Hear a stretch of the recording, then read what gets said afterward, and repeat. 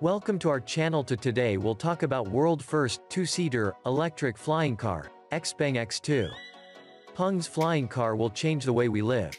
Everyone's been talking about XPeng's new flying car in the last few months, and with good reason.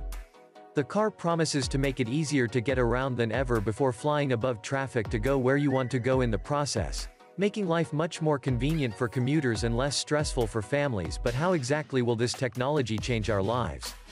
Introducing XPeng. China-based automotive startup XPeng Motors has unveiled their new high-tech flying car at CES 2018. The fully autonomous VTOL or vertical takeoff and landing vehicle can reach speeds of up to 100 miles per hour and 160 kilometers per hour on the ground, and 50 miles per hour, 80 kilometers per hour in flight mode. And while it's still a concept, there's no doubt that it will have a huge impact on our lives. So what are some implications of XPeng's new flying car? Let's find out the story behind XPeng's. Back in 2013, Chinese tech company XPeng made headlines when it unveiled its self-flying drone at CES. Now 4 years later, XPeng is back, but now its new device isn't a drone. In January 2017, XPeng debuted an electric car that can fly. The company calls it XPeng, pronounced Japan. The vehicle can fly for up to 23 minutes and reach speeds of up to 100 miles per hour. While that may not sound like much compared to other flying vehicles such as the Terra Fuji Incorporate, its transition which flies for about half an hour at highway speeds. But XPeng has one major advantage over other flying cars. You don't need a pilot's license to operate it. Risks associated with flying cars. Transporting flying cars from one location to another can pose major risks to flight traffic, especially in densely populated urban areas. There are two primary concerns: one, collision with piloted aircraft and unmanned aerial vehicles (UAVs), which may result in mid-air collisions or collisions with air traffic control systems, and two, collisions with other airborne vehicles such as drones, birds, or balloons. The first concern is particularly relevant to low-altitude airspace below 1,000 feet above ground.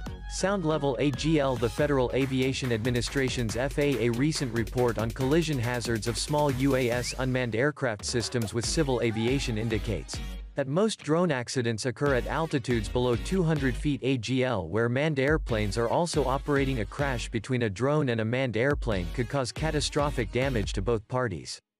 Can everyone fly a flying car? Probably not, and that's a good thing. If flying cars were to become ubiquitous, they would offer nothing special over a car that could drive on roadways. The novelty of being able to fly is what makes them so unique and exciting in today's imagination. Take away that aspect and you're just left with a car. That doesn't mean everyone will have access to one, but it also doesn't mean we should expect everyone to have access to one. There are plenty of people who don't have access to a car right now either. Should we be concerned about that? Should you buy a flying car?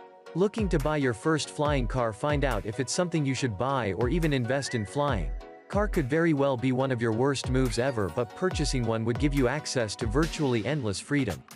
All things considered, let's take a look at what exactly you can expect from a modern flying car and whether or not it's time for you to get yours. The best place to purchase a new Micro 4Motion MMF vehicle is through local dealerships or online. Do some research on how they work, price them carefully, consider their durability under different conditions.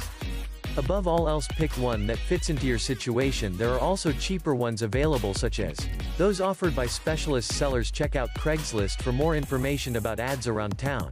Don't forget that these motorcycles aren't just smaller than usual cars, they're lighter too.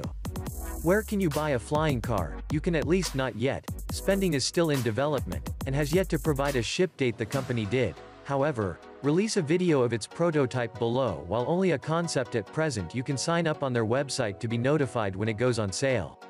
How much is XPeng X2? Be prepared to take out some serious cash. The price tag is expected to be between $200,000 and $300,000. How much do they cost us to operate and maintain? All those. XPeng didn't reveal many details about their new flying car. They did say it will be priced at $300,000. At that price, customers can expect to pay a lot of money to operate and maintain it. After all, there's no such thing as a free lunch, not even when it comes to your everyday commute. Can I drive my own flying car, or is it more like a taxi service? Driving your own vehicle is going to be a luxury for some time. It's likely that Uber, Lyft, or a similar ride-sharing service will become commonplace long before you're able to get in your XPeng and drive it home yourself. Could this create a world without traffic jams, and if so, what else would change? China's new electric vehicle manufacturer XPeng has announced that it plans to release a flying car in 2018. If successful, it will represent a major advancement in the human home. Could this change China's new electric vehicle manufacturer XPeng has announced that it plans to release a flying car in 2018? Thank you for watching to our channel. Please subscribe and turn on notification for more video. Welcome to Shoppers Africa. Today we present to you one of our craftswomen, Halima Abdul Sumay. She was born in Morogoro. She started her business in 2018 by sewing huts, and then she expanded into clothing. She is a craftswoman and also an entrepreneur. She works with the trends of the market. When the bag market started to rise, she moved into it because she does what is trending, so that she can make her daily. Her designs are inspired by cultural references. Actually, she enjoys creating and selling cultural products. She is 32, and she is the mother of 3 children, Amina, Jura, and Zakaya. She has got a team of 3 people who are helping her. Her main is to reach out the target market, which is difficult because she has to make the bags and also looking for clients. From the precious products we see, Halima needs people who will value the products she makes. Our task is to make sure that Halima is seen by the people, and the people should support her by all means, making sure that she gets what she deserves. Visit shoppersafrica.com to buy her products.